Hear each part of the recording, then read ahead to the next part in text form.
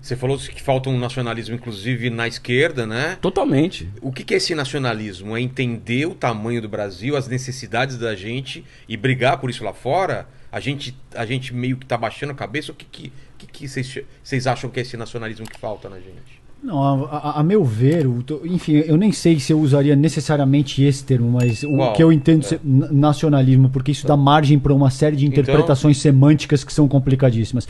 Mas o que eu entendo que o Elias está propondo aqui, e está contido na fala do Casarões também, é ser capaz de perceber as questões que são estruturais e que são pertinentes para o nosso desenvolvimento. E isso passa por toda uma compreensão histórica e cultural de como o Brasil está organizado. Então tem algumas questões aí, a meu ver, são centrais, por exemplo, que o Elias traz na fala dele e no livro dele, inclusive. Precisa ter deliberação. Você precisa preparar uma geração inteira. Isso não acontece de forma mágica, espontânea, do nada. Eu tenho que saber para onde eu vou apontar o Brasil e preparar essas novas gerações para isso. Exato. Assim como nada na tua vida... Veja... O Inteligência Limitada não surgiu do nada. Claro. Você não chegou um dia aqui, o estúdio estava montado, tinha o microfone, estava lá o Paquito, o Lene, agora vamos gravar. Você precisou idealizar, você precisou trabalhar, você precisou ler, você precisou se informar, entende? Por que eu estou fazendo essa analogia? O funcionamento de uma nação, e eu acho que é isso que é o cerne da pauta que nós estamos discutindo nesse ponto, passa por esse mesmo processo. Você precisa ter pensamento crítico, você precisa entender de onde você veio, aonde você está. Você precisa entender aonde você está inserido, considerando o jogo da esfera geopolítica global. No meu caso, por exemplo, como eu sinto, você precisa entender que existe uma força imperialista que quer te ver fornecedora de produto primário, exportando grão, minério de ferro, o que quer que seja, e consumindo produto manufaturado com valor agregado. E isso é só um exemplo que eu estou te dando, tá? Você precisa entender que existem forças dogmáticas que utilizam a religião para fazer política, entende?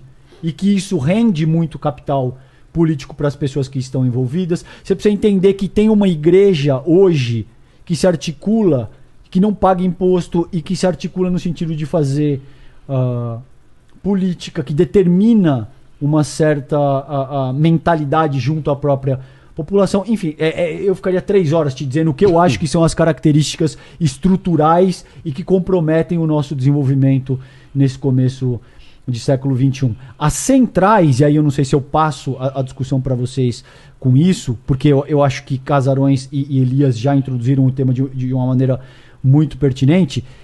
Sobretudo, Vilela, o que me preocupa depois do bolsonarismo é que se cria uma espécie de nacionalismo cristão, que mistura os símbolos nacionais, por isso que eu te disse que eu tenho alguma ressalva no sentido de usar esse termo, mas a forma como o Elias explicou deixa claro que se trata de um nacionalismo legítimo, que se preocupa com o desenvolvimento do país, não é esse nacionalismo dos patriotas bolsonaristas, exatamente. Que vende a refinaria pela metade do preço. Exatamente, que vende refinaria para receber propina de 16 milhões em joias. Então, esses símbolos nacionais foram, de alguma forma, unidos com essa questão religiosa. A meu ver, se cria a partir daí um problema brutal que a gente tem hoje na mão, que é o nacionalismo cristão. Existe dado empírico que diz que no último ano, a despeito da gente ter o Lula na presidência, a gente teve eu não vou falar o nome dele. Não, nesse ano. 22, o último ano, 2022. Nós estamos em 23. No último pleito presidencial, sei. A gente teve o principal deputado federal mais votado, é um garoto de 26 anos que se articula em cima da narrativa de que eu sou cristão e dos símbolos nacionais, da bandeira, do patriotismo, desse tipo, nacionalismo, costumes. Exato, nacionalismo cristão, só para colocar em perspectiva. E em seguida, a meu ver, você tem o anticomunismo, que é uma mentalidade que vem sendo trabalhada há 100 anos no Brasil, desde essa época que Elias fala. Não só no Brasil, né? Em 37 você teve, não só no Brasil, em 37 você teve o Plano Cohen, que é, enfim, eu vou ter que me alongar muito, mas o Bela Kun, por exemplo, era um judeu comunista húngaro e que, de forma jocosa, os integralistas chamavam de Bela Cohen. Cria-se, só para efeito de síntese, senão eu vou me alongar muito e não consigo concluir. O plano Cohen era uma notícia falsa, velho. Tá. Que diz o seguinte: os comunistas vão dominar o mundo e, portanto, a gente precisa de um Estado forte que seja capaz de conter Esse avanço. esse processo. Exato. Isso acontece em 37, acontece com o Estado Novo, acontece em 64 com o golpe militar, acontece em 2016 com o golpe jurídico e parlamentar contra a Dilma Rousseff, entende?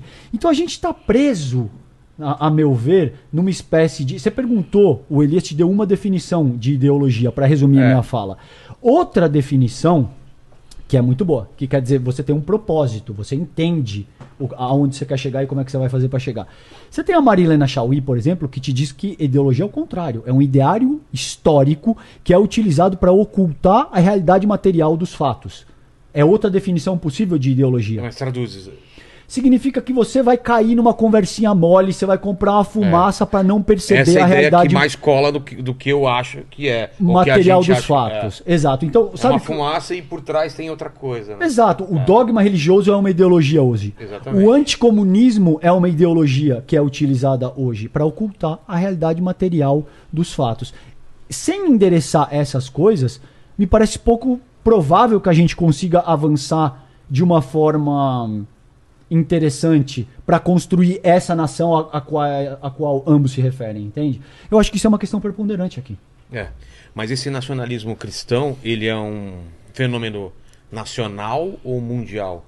Ele tem alguma coisa que aconteceu ou acontece fora do país, esse movimento de união de Estado e religião nessa característica? Não estamos falando dos países árabes, né? Alguma coisa assim.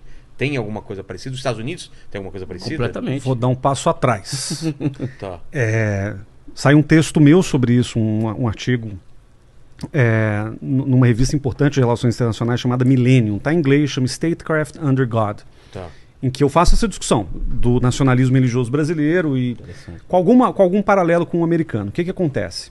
Que vem, inclusive, eu não sei se eu estou errado, mas no governo Lula é o maior crescimento desse movimento, né? Do movimento pentecostal e tal, né? As igrejas crescem pra caramba. O fato de você ter 35% de brasileiros que se identificam como evangélicos não necessariamente torna o país um evangelistão. Tá. A questão é como você mobiliza politicamente essas pessoas e que narrativa você vende, ou que ideologia você vende para que elas atuem politicamente. Veja que até 2010, por exemplo, até a eleição de 2010, não era pauta do debate público relevante falar de aborto, falar de casamento de pessoas do mesmo sexo. Não. As igrejas, Edir Macedo, Silas Malafaia, que são representantes importantes de igrejas gigantescas no Brasil, os caras estavam preocupados em zerar imposto para a igreja e pegar passaporte diplomático para fazer pregação na África. E tudo bem, é parte do jogo, lobby, do interesse deles. Agora, a gente vê os sintomas do nacionalismo religioso quando os caras querem transformar o Brasil num país em que o aborto é absolutamente proibido, porque essa é a doutrina religiosa na qual eles acreditam e não tem espaço para nenhum diálogo, nenhum debate. Agora, qual que é o passo atrás que eu quero dar? Eu acho, você perguntou lá no começo, né, tem diferença de patriotismo, nacionalismo, etc. Eu acho que tem umas diferenças importantes, né? O patriotismo geralmente é tido como o sentimento de exaltação à pátria, mas de maneira positiva. É aquela pessoa que ama o país porque quer ver o país dando certo, porque quer ver o país crescer economicamente, enfim. Então, quando a pessoa fala que é patriota, que é uma expressão muito usada, por exemplo, nos Estados Unidos, tem muito essa conotação. O nacionalismo, por outro lado, ele muitas vezes na história, você pega Hobsbawm, que é um grande historiador, é considerado um sentimento negativo. Uhum. O nacionalismo é uma criação de uma elite intelectual, de uma elite política, militar, que seja, para manipular as pessoas comuns rumo a um objetivo geralmente belicista da nação. Então, onde que o nacionalismo surge? Final do século XVIII, começo do século XIX. Por quê? Porque ali começam as grandes guerras europeias, as guerras de grandes proporções, as guerras com grandes exércitos, etc. E para você recrutar um maluco que mora lá no interior da França, para esse cara ter alguma razão para pegar em arma e ir para a guerra para morrer, deixar sua família para trás, etc., tem que ter uma boa justificativa, um bom convencimento, e isso vem na educação para o nacionalismo. Tipo, cara, você tem que morrer pela França, você tem que morrer pela Alemanha, morrer pela Rússia, morrer pelo Brasil. E quando eu ouço isso, eu arrepio, cara, porque eu acho que isso é errado, porque não é exatamente isso. Quer dizer, o mundo não deveria... As relações entre os países e as pessoas não deveria chegar a ponto de você falar assim, eu vou morrer por uma ideia genérica, uma ideia vaga de Brasil. Cara, eu morro pela minha família. Mas, então, o nacionalismo ele tem esse lado que é a ideologia criada justamente para justificar uma puta expansão militar, territorial de países como a Alemanha, de países como os Estados Unidos, como a Inglaterra e etc., num determinado momento da história, né? Então o patriotismo seria, vamos dizer, o sentimento do bem e o nacionalismo o sentimento do mal. Ambos são ideologias, no sentido de que ambos constituem um conjunto de ideias sobre o que está certo, o que está errado, o que a gente deve fazer como nação, o que a gente não deve. Mas como qualquer ideologia, ela pode ser usada para motivos muito perversos, assim como pode ser usada para motivos positivos. E aí eu estou totalmente de acordo com o César e com a Elisa. Eu acho que falta ao Brasil um entendimento mais claro. E aí eu estou indo fundo na questão da identidade. Quem somos nós como nação? O que a gente quer? O Nelson Rodrigues inventou lá na época da Copa de 50 uma expressão chamada complexo de vira-latas, né? E essa expressão tinha a ver lá com o contexto do Brasil ter perdido para o Uruguai, né, no Maracanã ali em 1950, na Copa. Mas ele vai falar do complexo de vira-latas muito pensando essa incapacidade que o brasileiro tem de se orgulhar dos próprios feitos, das próprias conquistas, né? Essa reiterada postura do Brasil de reclamar mesmo quando a coisa está indo bem, né? E de cornetar, sobretudo, quando a coisa está indo bem. Não é à toa que a gente é campeão de meme, porque o meme aconteceu a tragédia, vem o meme em seguida. Se a gente ri disso, pelo menos a gente se sente um pouco melhor, parece. E vai que isso faça parte do jeitinho mesmo e tudo bem. Agora, qual que é o problema do complexo de vira-lata? O problema é que a gente é induzido, como sociedade, como intelectuais, como quem está pensando no Brasil, a importar ideias que vêm de fora, achando que elas são intrinsecamente melhores do que qualquer ideia que vem de dentro. Ser de fora. E aí, o que isso nos lega, de legado mesmo? Liberalismo. Roberto Schwarz, um grande intelectual, falava de ideias fora do lugar. É isso, o Brasil importa as ideias e não traduz direito. Ele pega chapada, aquela doutrina liberal, e tenta enfiar no Brasil. Até o marxismo, muitas vezes. Marxismo, a mesma coisa. Sabe? Conservadorismo americano, religioso. Os caras acham que por ser um produto norte-americano ou europeu, é melhor do que qualquer coisa que se pensa aqui dentro. Aí as consequências a gente começa a ver. Por exemplo, o nosso movimento nacionalista cristão, que tem um fundo católico, mas ele é sobretudo evangélico, ele é 100% importado do nacionalismo cristão norte-americano. Cara, você vê do discurso que o pastor... É isso que eu ia falar. Discurso que o pastor faz no púlpito lá no sermão que ele dá, até as teorias conspiratórias envolvendo LGBT, questões raciais, etc., todas elas são copiadas literis, cara. do que a gente tem nos Estados Unidos. Isso é um baita de um problema, porque isso inclusive desloca aquelas que são as prioridades da própria comunidade evangélica aqui no Brasil. Os caras estão simplesmente repetindo uma verdade ou uma percepção da verdade sobre a realidade que não é a nossa.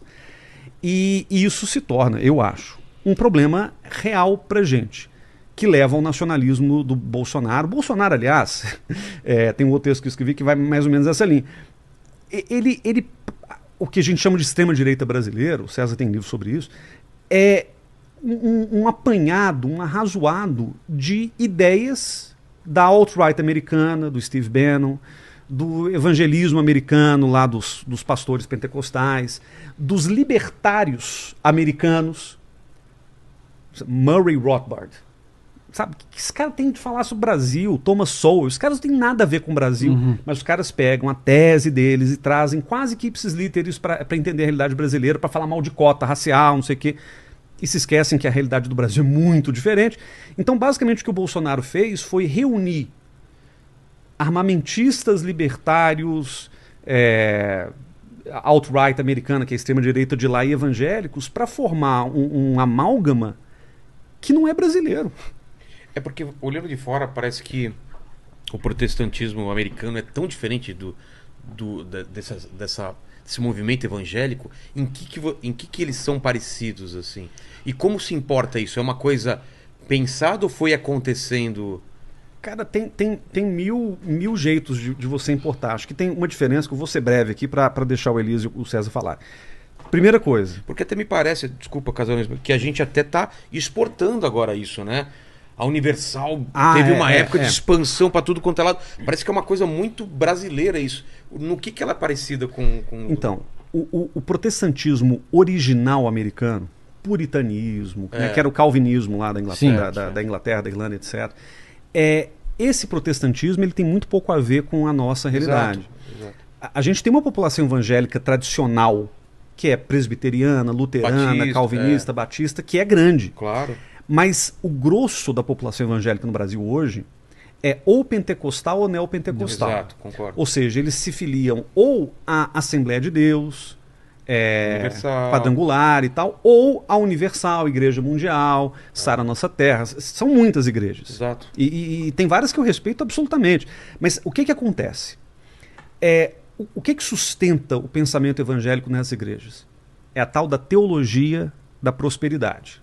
É a ideia de que você tem fé e isso automaticamente te abre portas para você. Lugar no céu, você compra, e traz bens. E traz bens materiais. Exato. Porque tem toda a questão da ética protestante que diz o seguinte: olha, quanto mais você trabalha, quanto mais você se esforça, quanto mais você ganha dinheiro, mais Deus está te recompensando pela sua fé. A parábola dos talentos lá. Sim, né? sim. O cara que enterra... vai se dar mal. Então, assim, o seu dote, o seu dom pessoal que Deus te deu tem que ser multiplicado. Nessa parte é parecido realmente com sim, o protestantismo. Mas isso, o protestantismo como um todo pensa assim. O que o Brasil inovou é traduzir isso para uma realidade periférica do brasileiro pobre. Você vê que a expansão evangélica no Brasil ela não se dá nas classes altas, ela se dá nas classes C e D. E por que expande durante o governo Lula? Justamente porque o Lula empoderou as classes C e D que começaram a comprar, entraram para o mundo do consumo. Pra dízimo, né? Claro, isso se reforça também. Quer dizer, nunca essas igrejas ganham tanto dinheiro como durante o governo Lula. Agora, qual que é a questão? Por que o Brasil exporta isso? O que Edir Macedo sacou que outros não sacaram? Ele sacou que esse modelo do evangelismo tipicamente brasileiro, porque ele pensa a prosperidade a partir da realidade de quem mora na favela, de quem recebe salário mínimo, de quem não tem rede de apoio, a igreja se torna uma grande rede de apoio, ele exportou esse modelo para o Peru, para a Bolívia, para comunidades brasileiras no exterior. Então, quando você tem brasileiro lá em Londres, ou em Boston, ou em Lisboa, você vai ter Igreja Universal. E, sobretudo, para a África. Porque a África, para os cristãos em geral, né, para os católicos no passado, para os evangélicos hoje, é vista como, cara, um espaço vazio para evangelização, para missionarismo. Então, eles querem ir para lá, pegar as pobres almas perdidas que estão ali na África e levar para a fé em Cristo.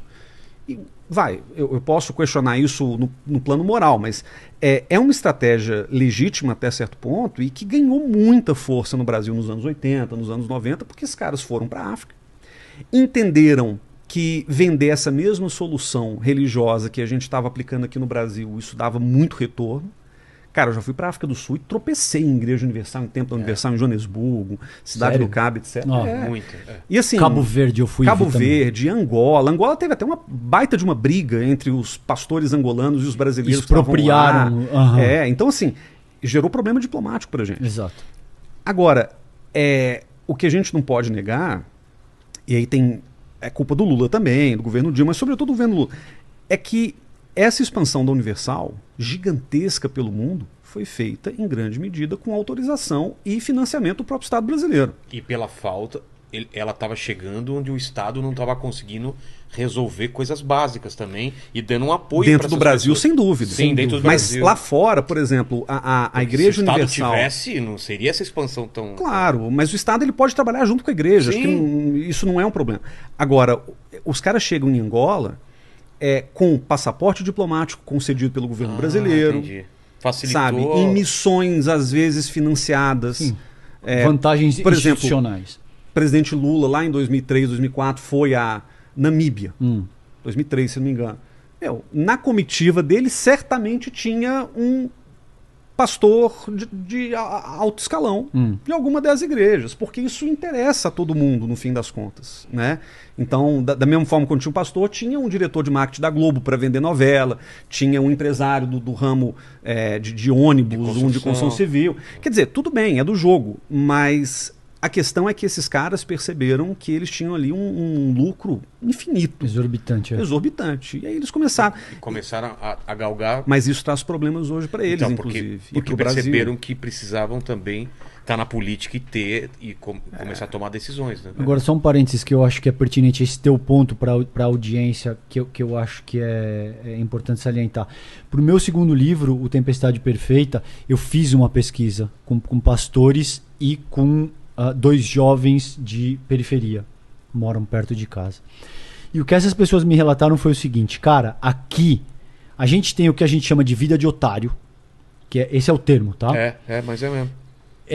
Ou você vai trabalhar para uma empresa qualquer, absolutamente toda profissão é digna, tá? Só para deixar claro. Mas se você não quer trabalhar lavando o chão para ganhar R$1.200, na melhor das hipóteses, tá?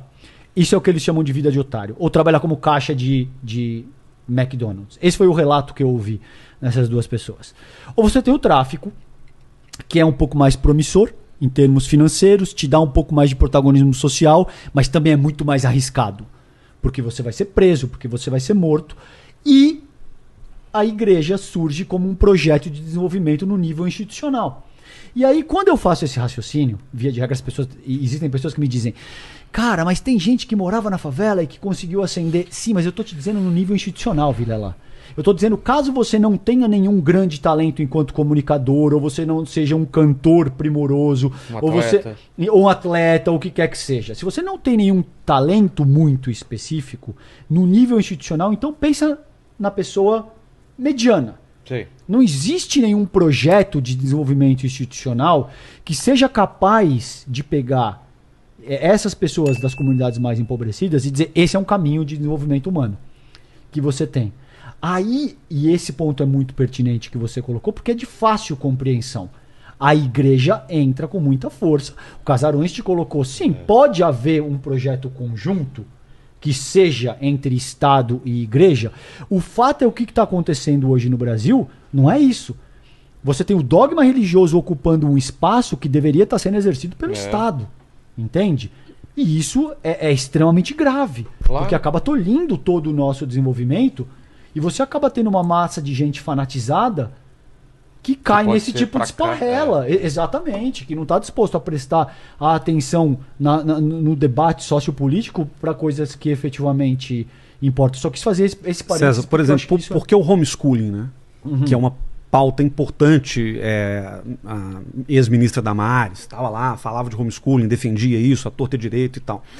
Homeschooling é uma experiência que você pode olhar do ponto de vista liberal que acha que o Estado ensina coisas desnecessárias ou erradas e ela quer ter o direito, por liberdade, de ensinar o filho dentro de casa. Você pode concordar ou discordar. Eu acho que é muito problemático o homeschooling em vários sentidos, inclusive porque o Estado, bem ou mal, é quem cria um consenso básico entre as pessoas sobre o que é a vida em sociedade. O Estado ensina coisas que acho que todo mundo vai concordar no fim das contas, que faz parte do que é ser brasileiro, etc. Mas o homeschooling ele era uma pauta liberal, defendida por muitos liberais, inclusive publicamente, mas era sobretudo uma pauta evangélica. Por quê? Porque para os evangélicos, o que interessa, quer dizer, não para todos os evangélicos, obviamente, não estou generalizando, mas para muitos evangélicos que estavam defendendo essa pauta é justamente o que o César falou. Você tira o Estado, tira qualquer tipo de ensino crítico, de pensamento alternativo, pensamento secular, da vida da criança, da vida do adolescente, e você coloca a pessoa numa bolha religiosa da qual ela não tem como sair, até porque ela não consegue nem ver o mundo para além daquilo. E aí é o rumo para virar teocracia.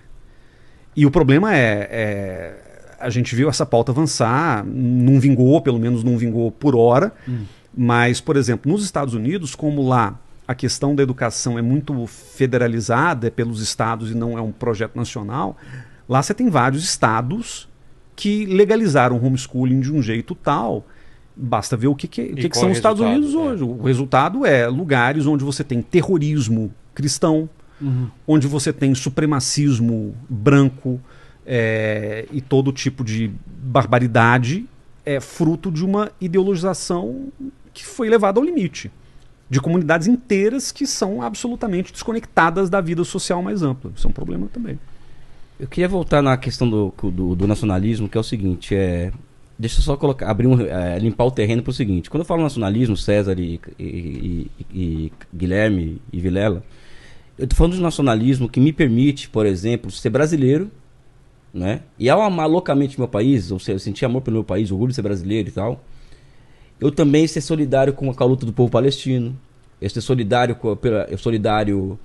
ao povo cubano contra o bloqueio norte-americano, eu ser solidário aos povos em luta no mundo, ou seja, é um nacionalismo que me dá condições de ser um internacionalista consequente. É diferente do nacionalismo norte-americano, do nacionalismo nazista, ou seja, são duas coisas, eu só queria colocar essa questão, porque talvez não tenha ficado clara para quando eu coloquei aqui de eu ser nacionalista. Não, eu sou internacionalista, ou seja, a minha corrente política ela é internacionalista por definição, mas eu não vou conseguir praticar o meu internacionalismo sem que eu sinta, sem conhecer o Brasil, sem conhecer a minha história, sem me orgulhar do meu país. Né? Então é aquela coisa de você não consegue amar o outro sem você se amar, né? Então eu sou solidário a todos os povos em luta no mundo, ou seja, o povo palestino, contra o bloqueio a Cuba, a favor da luta dos negros norte-americanos, ou seja, solidário à Coreia Popular, inclusive, que vive um bloqueio, enfim, tudo isso aí que vocês sabem que eu defendo, né? E que muita gente não concorda, né? Mas eu acho que esse é um ponto. Por quê? Porque o Casarões ele contou uma história do nacionalismo europeu. Aqui eu acho que foi genial, inclusive, o que ele coloca. Eu quero contar uma história de um outro nacionalismo. Porque ele falou que o nacionalismo normalmente acaba descambando para... Sim, e é correto isso aí, não tem nenhuma divergência com ele. Agora existe um outro nacionalismo, que é qual? Na Primeira Guerra Mundial, por exemplo, enquanto, por exemplo, os marxistas na Europa percebiam que, a industrialização levou o mundo a essa carnificina. Então nós temos que pensar o socialismo não em termos de desenvolvimento das forças produtivas, ou seja, como um passo posterior ao processo de industrialização massiva. Não, temos que o socialismo não é isso. Temos que acabar com a moeda, com o dinheiro, amor, né? Ou seja, uma visão lúdica do socialismo por conta diante do que o capitalismo está fazendo na Europa e do que a industrialização estava sendo capaz de produzir, que era arma, que era isso, que era aquilo. Então surge aí um marxismo ocidental, né? Que é um marxismo uma marxologia, um marxismo sem compromisso com a luta política, um marxismo sem compromisso com o poder político, né? Ou seja, que é um pouco esse marxismo acadêmico, vamos dizer assim. Enquanto isso, no Vietnã, por exemplo, na China, Vietnã, Coreia, África, existiam líderes revolucionários que estavam tomando cacete do imperialismo. Ou seja, na China, teve a Guerra do Ópio, por exemplo, que a Inglaterra vestiu metade do país, metade da China em ópio, né? O Vietnã estava a Ásia em si era o local onde a luta entre centro e periferia acontecia de forma mais brutal. Então os comunistas nesses lugares, na periferia do capitalismo, América Latina, África e Ásia, eles perceberam que a bandeira que poderia levar adiante a causa deles é a bandeira da nação. Ou seja, os europeus não querem indústria, mas eu preciso de uma indústria aqui no meu país para poder me defender. Né? É por isso que, por exemplo, a União Soviética ela é uma força fundamental na luta anticolonial. Então o meu nacionalismo ele é anticolonial e anti-imperialista. Porque a Revolução Chinesa é uma revolução nacional, uma revolução nacionalista, ou seja, o Partido Comunista ele antes de mais nada é um partido nacionalista, um partido patriótico, e é uma frente patriótica que chega ao poder na China, em Cuba, na Coreia, no Vietnã, em vários países da África. Ou seja, a questão do socialismo é uma questão posteriori para eles, ou seja, o fundamental é a nação, sabe? Então é esse nacionalismo que eu defendo, ou seja, eu sou nacionalista por essa via, ou seja, por uma via progressista, por uma via de estratégia socializante. Né? Eu vejo, o César falou uma coisa que me chamou a atenção, né? E a gente percebe que as E o raciocínio do César é correto também, viu? Não tô aqui... É correto. Não, imagina, querido. É correto. Ficou claro a tua perspectiva. Eu não tô vendo tanta divergência, não. Não tem a dimensão hegemônica, Vilela. Não, e às vezes é só o termo, né? Que tem uma discussão. Isso pra mim não é... Dá margem para diferentes interpretações. Mas o que eu tô falando, que o César comentou aqui, é uma coisa que eu percebo. É interessante para algumas potências que a gente seja o celeiro do mundo, que a gente continue fornecendo e comprando depois o produto manufaturado, industrializado, muito mais caro. Mas como que a gente sabe o que é interessante para a gente? Como a gente se vê no mundo falando, tá, o pessoal quer que eu produza esses produtos e eu tô ganhando muito dinheiro com isso. E se eu fizesse isso? E se eu fizesse... Como que a gente se entende por isso? A gente tem vocação para isso? Ou não existe esse lance de vocação? É um plano? Não, não tem vocação. Não sei se a gente pode falar de experiências, Casarões, Elias e César, de outros países. O que a China fez? O que o Japão fez? São vários países que se reconstruíram depois da guerra e com histórias diferentes. O que o Brasil... Porque a gente nunca precisou também reconstruir do zero quase. O Brasil... Você quer falar? Não, conclui, vai, Elias. Não, eu ia falar dessa coisa do... Mas só para completar, a gente é empurrado a ser o celeiro do mundo? Não, ou é empurrado. Só que eu acho que, por exemplo, eu queria tocar no que o Casarões falou da questão da religião, porque eu acho que tem... não sei se é uma pergunta que você pode responder depois. Eu acho que essa questão da transformação do Brasil no evangelistão... No nacionalismo cristão que a gente está falando. Tem relação direta com o processo de retomada da hegemonia americana que se inicia com o Reagan nos anos 80 e que busca, por exemplo, formar sociedades na periferia do capitalismo à imagem e semelhança dos Estados Unidos. E que o Brasil talvez seja, não sei se eu estou viajando muito, um dos únicos casos em que eles conseguindo pleno sucesso de construir uma sociedade que espelha completamente a sociedade americana. Quem fazia isso era Roma. O processo de romanização, por exemplo, é o processo em que Roma, por exemplo, ela romanizava as suas periferias, no seu auge da sua existência, e todas as suas periferias se viam como romanos. Entendi. E se organizavam como tais. O Brasil passou... Talvez o Brasil seja um dos únicos casos... A Argentina mais ou menos, mas o Brasil... Bem menos. Mas o Brasil é um caso em que com o processo de transformação de construção de uma sociedade que é a imagem e semelhança dos Estados Unidos caminha a passos muito rápidos. E isso tem relação direta com o que o Henry Kissinger disse no final da década de 70. Não iremos permitir o surgimento de um outro Japão no hemisfério sul do mundo, que é o Brasil. Kissinger é um ideólogo. Então, mas que é o surgimento do Japão? Qual foi o impacto? Ou seja, o Japão, por exemplo, no pós-Segunda Guerra Mundial, o Japão ele volta a se transformar numa potência industrial absurda a ponto de quebrar indústrias americanas dentro dos Estados Unidos. Quem é mais velho sabe que, você pegar um produto era made de Japão. Deixa eu acrescentar algo, porque você está dizendo que é genial, Elias. Veja, como eu vejo, isso não é só o regime americano, isso é o capitalismo anglo-saxão de forma mais ampla. Porque isso não foi só o Reagan. Quem fez isso foi Reagan, Thatcher, Kohl, Giscard d'Estaing, tem toda Pinochet no Cone Sul, entende? Você tem todo um conjunto de governantes a partir dessa década de 80 que passam a avançar isso. Então, mas eles entendem o quê? Não, é uma estratégia. Qual é essa estratégia? A estratégia é o seguinte: ele pode falar melhor que eu disso, tá? Por isso que eu peço humildemente a correção se eu estiver errado. Pega o mapa do mundo da década de 70. A União Soviética em ofensiva geopolítica, ofensiva mesmo no mundo, geopolítica. Os americanos derrotaram os Vietnã. E a Alemanha, Japão e Brasil desafiando. O Brasil mais atrás, mas já desafiando a hegemonia. E a Índia nesse momento? Não, nada. E a Alemanha e Japão principalmente desafiando a hegemonia econômica norte-americana. Entendi. O Reagan chega ao poder em 80 e fala: acabou a festa, meu amigo. Vamos sair de Bretton Woods, acabou a paridade de ouro, eu vou elevar a taxa de juros lá em cima. Japão, você vai valorizar sua taxa de câmbio, vai ter tarifa de importação para os seus produtos para entrar no meu país. As guerrilhas do mundo inteiro aí, sandinistas, não sei o que, essa coisa é porrada contra a revolução. E Brasil e México vão pagar sua dívida externa. Acabou a festa.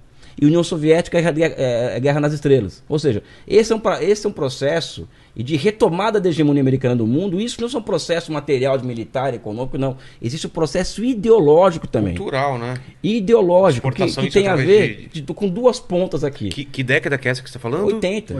80. Os filmes também representam isso, né? Eu vou falar aqui de duas pontas, ótimo, por exemplo. Ponto, de duas pontas. Ponto. De duas pontas, que é o seguinte. O capitalismo financeiro, que é a dominância financeira, ou seja, o capital na sua forma financeira, que é hoje que domina o mundo, ela também cria mecanismos de dominação. Por exemplo, existe o que eu chamo de pinça direita do imperialismo norte-americano. Pinça direita? E a pinça esquerda. A pinça direita é o que o Casares está estudando, meu amigo. E que esse cara escreveu. Que é a evangelização, que é o alt-right. E tem a pinça esquerda. Que é? Open Society, Fundação Ford, que financia intelectuais aqui na periferia do capitalismo para não pensar o Brasil como nação.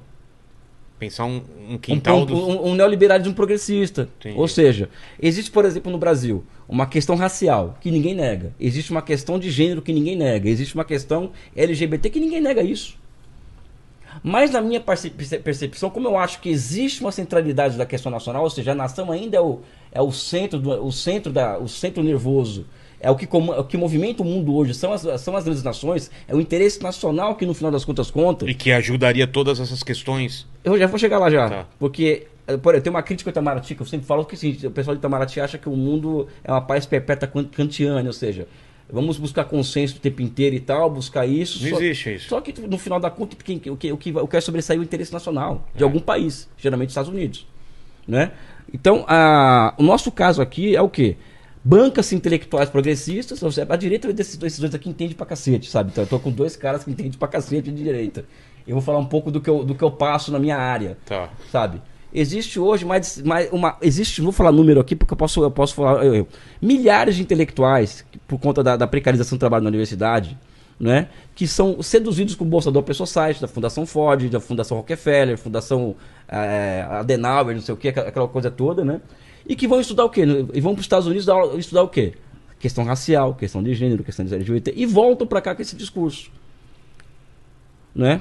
Ó, negócio pessoal, esquece nação, pessoal. Esquece esse negócio da nação. Nós temos que cuidar da identidade. Cada um nós somos diferentes identidades. Só que na minha opinião, por exemplo, na minha opinião clara, sabe, é o seguinte: a questão racial, a questão de gênero, a questão LGBT, ela só vai ser superada, essas contradições, que são contradições da urbanização, eu chamo isso de forma sofisticada, ou seja, são questões que surgem com o processo de urbanização, quando nós tivermos o Projeto Nacional de Desenvolvimento, muito claro.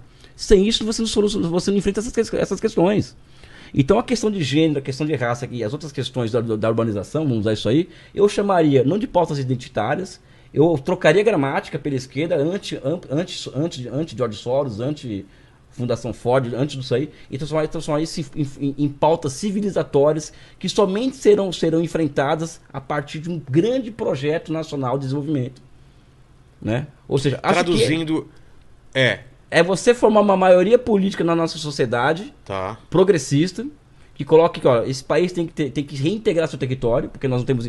Porque a nação, entre outras coisas, é infraestruturas, ou seja, a nação é a unificação do mercado interno. É você unificar isso, e as nações modernas são isso. As revoluções burguesas fazem isso, a unificação do mercado interno. Entendi. Então você precisa de estrada, ferrovia para unificar o nosso mercado interno. Então você não tem nação sem isso, você não tem nação sem indústria. E sem esses dois itens você não supera as questões da urbanização, entendi, das contradições que surgiram no nosso processo de industrialização. Então qual que é o caminho? A gente entrando um pouco vou parar por aqui. O caminho é nós formarmos uma outra maioria política no Brasil de caráter progressista e que enfrente essas questões a partir do que eu acho que, enfim, uma opinião minha particular, né? Por exemplo, para encerrar de vez aqui, o Lula falou, por exemplo, vou entrar de novo na seara do Casarões e do César, vocês me permitam. O Brasil está de volta ao mundo. Não foi isso que o Lula falou? Não? Eu, na minha opinião, é um discurso que eu gosto, eu concordo, é vazio. Porque o Brasil tem que precificar a sua volta ao mundo. E qual que é a precificação? Já estou entrando aqui, já saindo do divaneio, entrando em questões concretas. Aliás, já falei isso com você. Qual que é o preço da nossa entrada, da nossa volta ao mundo? O preço da nossa volta ao mundo é o nosso processo de reindustrialização. Porque sem reindustrialização, nós não vamos a lugar nenhum. Esse é o preço que o Brasil tem que pagar, tem que se cobrar para voltar ao mundo. E a gente tem moeda de troca absurda. Não, aí né? a questão que envolve, para terminar, a pessoa fala, não, o Brasil exporta commodities, o Brasil não sei o quê. Pessoal, temos que transformar isso em ativo estratégico. Entendeu? Não deve ver commodities como fim em si mesmo. A Amazônia é estratégica, né? Sim, mas não pode ser tratada como estão tratando. A gente tem que ter um projeto para a Amazônia. Nós temos um projeto para a Amazônia, a partir desse projeto, compartilhar com o mundo. Não como está sendo hoje. Hoje só se fala em mudança climática no Brasil. A pauta central do Estado brasileiro é a transição energética. A pauta central do Estado brasileiro é a mudança climática. Pessoal, eu fiz um post hoje no Twitter, no Fio.